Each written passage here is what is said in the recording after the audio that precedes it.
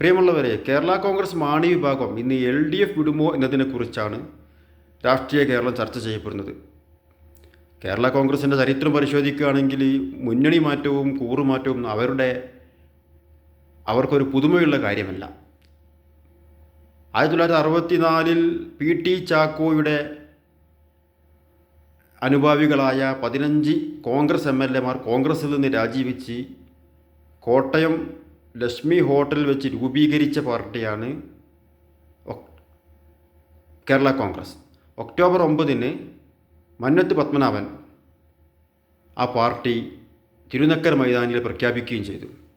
സ്ഥാപക chairman KM ജോർജാണ്. KM George എന്ന് പറഞ്ഞാൽ ഇന്നത്തെ കോട്ടയം MP ശ്രീ ഫ്രാൻസിസ് ജോർജിൻ്റെ പിതാവാണ്. വൈസ് ചെയർമാൻ KB ഗണേഷ് കുമാറിൻ്റെ പിതാവായ R ബാലകൃഷ്ണപിള്ള. KM മാണിക്ക് കേരള കോൺഗ്രസ് രൂപീകരണത്തിൽ യാതൊരു പങ്കുമില്ല. അദ്ദേഹം 65 മുതൽ പാലയിൽ നിന്നും തിരഞ്ഞെടുക്കപ്പെട്ട MLA ആണ്. പക്ഷേ അദ്ദേഹം രൂപീകരണ സമയത്ത് അദ്ദേഹത്തിന് പ്രത്യേക റോളില്ല എന്നതാണ് രാഷ്ട്രീയ നിരീക്ഷകർ പറയുന്നത്.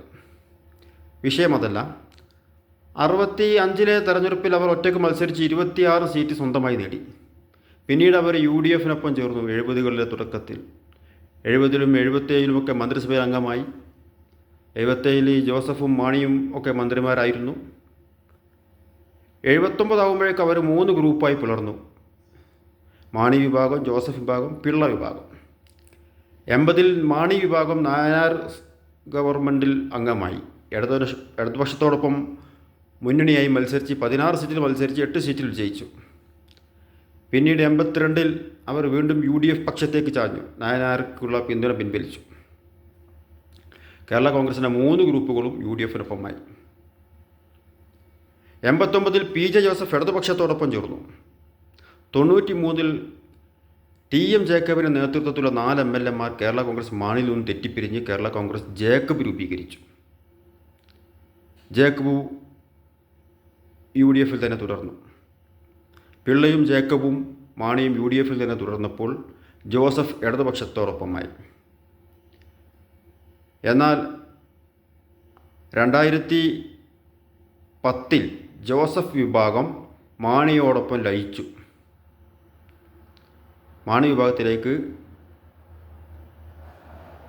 കൂറുമാറി. UDF-ലേക്ക് കൂറുമാറി. പിന്നീട് അവർ തമ്മിൽ പിളർന്നു. ജോസ് വിഭാഗം കേരള കോൺഗ്രസ് M എന്ന പേരിൽ 2020-ൽ ഇടതുപക്ഷത്തോടൊപ്പം ചേർന്നു.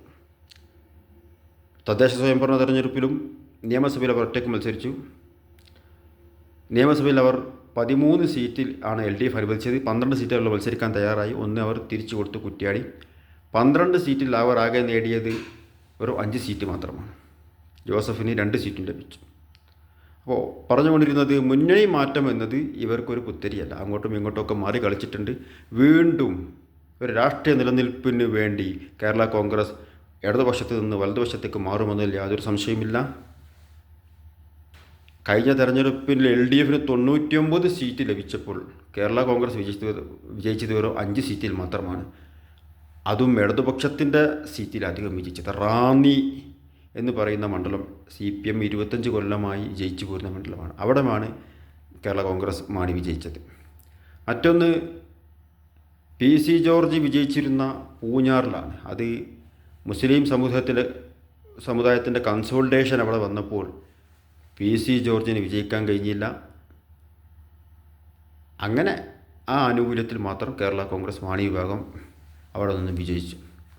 അവരുടെ പരമ്പരാഗത കേന്ദ്രമായ പാലയിൽ 15,000 വോട്ടിനാണ് ജോസ് മോൻ പരാജയപ്പെട്ടത്.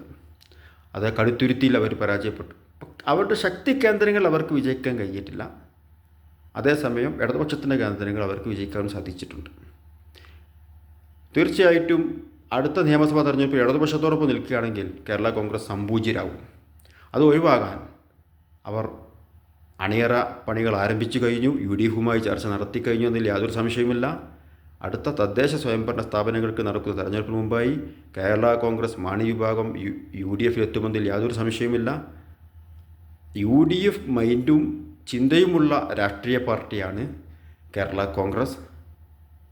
ലോകസഭയിൽ പോലും കേരള കോൺഗ്രസ് മാണിക്ക് അംഗമില്ല എന്നത് അവർക്ക് വലിയ ഭീഷണിയാണ്. ഇപ്പോൾ രാജ്യസഭാ സീറ്റ് LDF അനുവദിച്ചിട്ടുണ്ട്, അതുകൊണ്ട് മുന്നണി വിട്ടുപോകില്ല എന്നും അവർ ധരിക്കണ്ട. ഇതിനിടയിൽ 2016 മുന്നണി വിട്ടപ്പോൾ LDFിലും UDFിലും പെടാതെ പ്രത്യേക ബ്ലോക്കായിരുന്നപ്പോൾ തിരിച്ച് UDFിലേക്ക് കൊണ്ടുവരാൻ വേണ്ടി ഉമ്മൻചാണ്ടി കോൺഗ്രസ്സിന് അനുവദിച്ചിരുന്ന ഈ രാജ്യസഭാ സീറ്റ് ദാനമായി നൽകി.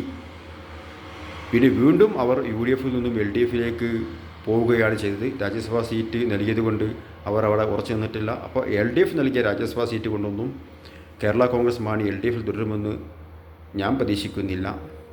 തീർച്ചയായിട്ടും വലിയൊരു ധ്രുവീകരണം, മുന്നണി മാറ്റം 2025 നടക്കാൻ പോവുകയാണ്.